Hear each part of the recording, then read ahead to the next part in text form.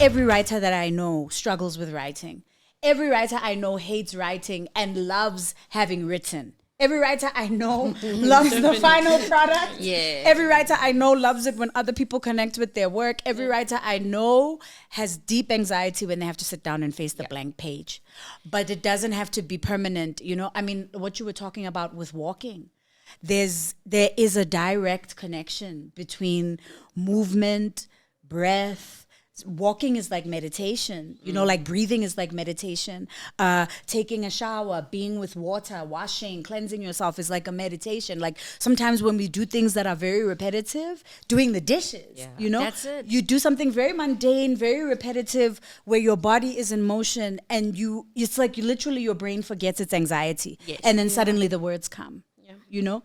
Yeah. So you can integrate stuff like that into your daily habits, to just make it possible for your brain to trick itself so that you can be like, oh, actually, there's stuff going on behind my anxiety. That's not the only voice inside my head. There actually is. Yes. There is my creativity there. It's there. It's got something to say.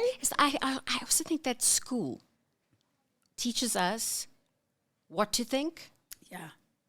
And you're petrified about making a mistake because there's one right answer. There's one right answer. And I think that's conditioned into our brain as well. You suddenly think, I've got this task to do. I've got to create something. I'm freaking out because what is the right way? What's right? What's going to be the right answer to that? When there is none, right? And it is just a rambling down you know, the rabbit hole of your brain. You should just be allowed to tumble down it and play. And I think play is what allows creativity to flourish. Because when you think it's work, it freezes up. Yes. For me, it freezes up. I know that blank page, facing a blank page is the worst feeling. Right. I feel like that's where it comes to my point that we as writers are our worst critics. We tend to put too much pressure on, especially things like poetry. You tend to overthink the words you want to write. But when you just do it for fun, when you're like, you know, I have so many ideas, let me just put this down, and it just works out. But once we are given a task like, okay, tomorrow I want this thing, we start to judge our own writing. We start to keep going over it and be like, no, this word, but it's actually the right word. So I feel like every writer is basically the worst critic. Yes. Yeah. How do we change that? Ooh. I mean, it's kind of like the same thing that is your greatest blessing is also your greatest curse, right? That over analytical, super observant, super sensitive, you know, the real, that being a thinker, you know, it's such a gift to be a thinker, but it's a curse because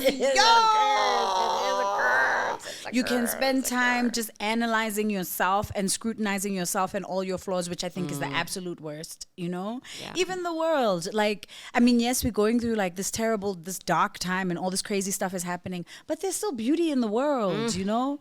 And I think there's a reason why it's like there's so many creative people who also struggle with mental illness and depression, you know? Yes. Because of this way that our brains work. And I think if we don't deliberately and intentionally fill our brains and our lives with good stuff, with positive stuff, with information, artwork, creativity that fills us up, and people that like fill us up. Like you have to work at it. Like the way that you work at, you know, being better at your schoolwork, or the way that you work at perfecting your craft or working out or whatever. You have to like work at being a positive person. Yeah. Because it's too easy to be a depressive artist. For real, says the struggling artist. Yeah, for real. Struggling, starving artist. Peeling me off the floor. It's hard. Exactly. But we have this amazing gift, right? So how did you get into writing poetry? When did you realize you had a gift? So I kind of remember keeping a journal from the time that I really learned how to read. Like if I had like a notebook, or I remember like my mother's old diaries, you know, back when people still put their appointments in diaries, I would take the old ones and use them as journals or staple together books. And so kind of learning learning how to read and loving reading and practicing writing kind of happened at the same time. And when I was about 10, grade 5, I had a teacher, Mrs. Saskin, who was amazing. I think she was like an old hippie. I'm still in touch with her on Facebook. She was brilliant. We had to keep journals in class, and we would write to her and she would write back. So sometimes it was about schoolwork, but sometimes it would become about personal stuff. Yeah. And she was the first person to say to me, like, you really have a gift. Like, don't ever stop doing this, you know? So, and I was like 10, 11 years old at that time. But then what do you do? I mean, there were no artists in my family. Nobody had ever told me that you could make a living doing this, you know? Like the world of the arts and entertainment and literature, it felt like it was there. So for years, my journal was just something that lived under my bed. It was my world, you know? And I would write the lyrics of songs I like, or the lyrics of rappers that I like, and then my own stuff. And then when I got to university, I discovered the poetry scene. I realized, like, wow, there are people who keep journals and they pull them out from under their beds and they say there's this stuff to each other. Oh my God, what? Like, this is a thing? And yeah, my brain exploded. I think everything inside of me just exploded. I couldn't believe it. I was like, what? This happens? This is huh? And I mean, it took me some time to like work up the courage to be able to do it, but I did it and I didn't stop. I mean, yeah, it exploded my world. And made me realize, like, you can build a life off of your creativity in so many different ways. Yeah. Every artist I know is different. We all earn a living doing different things, sometimes similar, sometimes not. Every artist that I know has their own, like, fingerprint, like, this is their work, and you can see, like, this is their work, you know? And just that thing of the diversity of the arts, of artists, the different ways that you can build a life doing this, the many ways that you can grow, that is what still keeps me excited. That's what still keeps me interested. In spite of all of the nonsense of the industry and having to be an adult and a grown-up doing this, but yes, like, that curiosity is still what keeps it interesting for me. So I would like to ask, do you think poetry is art, and why? Because growing up, people didn't really see poetry as something serious. People no singing, dancing, rapping, that's art. But poetry is just some depressed person saying nonsense things most of the time. So I want to ask that, do you think poetry is art, and why do you think so? Yes, I definitely think poetry is art. I think poetry, in fact, is like the crown jewel of language. Like all of the literary arts and many other art forms aspire to what poetry does with language, you know? Poetry is, it can live in any medium. It can be combined with any medium. I think one of the big tragedies of our country and our time is that our people are not exposed to the beauty and the breadth of the arts and what so many artists in even our country are already doing, right? Where I don't expect people to understand what's happening, like, in the poetry scene, because where would they see it? That's it. Where are they being exposed to poetry festivals and books and theater and the interesting places where poetry lives, you know? I get to see those things because I'm a part of that world, but, like, I also am very much aware of the fact that world deserves a bigger slice of the mainstream as well. You know, people would be so much better as human beings, would be more sensitive, would be more articulate, would be more literate in so many different ways if we were exposed to more poetry and more of the arts, you know? When I started to see poets who looked like me, who had similar experiences that I'd had, you know, as a black girl or as an outsider or as a feminist or, you know, as somebody who lives between worlds, you know, when I started reading literature that mirrored me, then I started to see a place for myself in the world of literature, you know, then I started to see a place for my voice, you know? So it's like, it's a heavy burden, because not only do you have to make your art, right? As a poet, you know, as somebody who loves language, but you're also going to constantly be teaching your people about your art.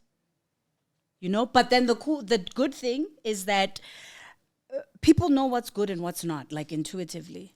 So even people, I've had so many people that I've performed for and shared work for or spoken in front of who are like, I hated poetry at school, or I was never exposed to poetry like this, or I never cared about poetry, I never thought that I would like it, but this makes sense to me. I love this. I love what you do, you know? Yeah. So you're going to have the beautiful gift of being able to get a lot of people who never thought that they could like what you do to have their eyes open to a whole new world just because you are doing it. Yeah, I agree with you, because in schools, we are not taught how to write poems. We are taught to analyze other people's poems. You know, the sonnet, the famous Shakespeare thing. Yeah, so we literally are taught how to analyze it and how to, you know, but we are not taught how to write it. And in that way, it makes us see it as impossible for us to literally write poetry. You see, so I have a question for you, Lebo, Mrs. Lebo. You are a great performance poet. You are amazing. I remember the first time seeing you, I was with Sam at the camp. She showed us your video, and I was like, wow. And I was literally inspired, but I didn't write before that camp. Really? Yeah, but I always knew, you know what, I used to perform people's poems, like provincial league, school competitions. But I didn't know, I could also write. Your own? My own. Wow. Yeah, but I always wanted to, but I didn't have the inspiration to, you know. Yeah, so I met Sam, and I was introduced to expressive arts. And I saw your video, and I was like, wow, you know what, I'm going to do the Who I Am when I go to sleep tonight. And tomorrow I came with my piece. Okay, yeah. Then I came with my piece and everything. So you are such a very amazing performance poet. Thank you so much. Yeah, I so love your performance. Yeah, literally from that the makes me so happy. Yeah, and so what advice would you give a beginner like me, like in terms of performing poetry on stage? Yo, where to start?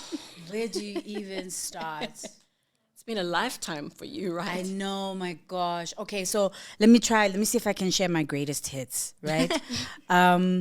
Read as much as you can, read as widely as you can, you know? And read everything. And also be conscious of text that you are being exposed to that's not necessarily even thought of traditionally as text, right? So we take in a lot of text. We're taking in more text than ever, even on social media, you know? But it's still information, it's still text, right? You're taking in text all the time from rappers and from songs and from, you know? So